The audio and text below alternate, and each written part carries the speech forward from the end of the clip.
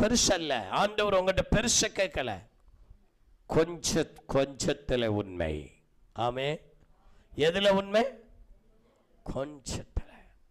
நம்ம எதுல கோட்டை விடுறோம்னு கொஞ்சத்துல தான் கோட்டை. அதுல இருந்தீங்கன்னா உங்களை உயர்வு கர்த்தரிடத்திலிருந்து இறங்கி வரும். ஆமே. எங்கிருந்து இறங்கி வரும்?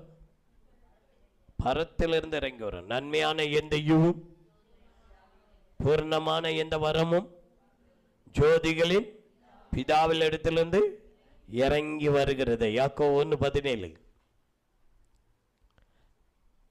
அங்கிருந்தா நன்மையான ஈவுகள்லாம் வருது.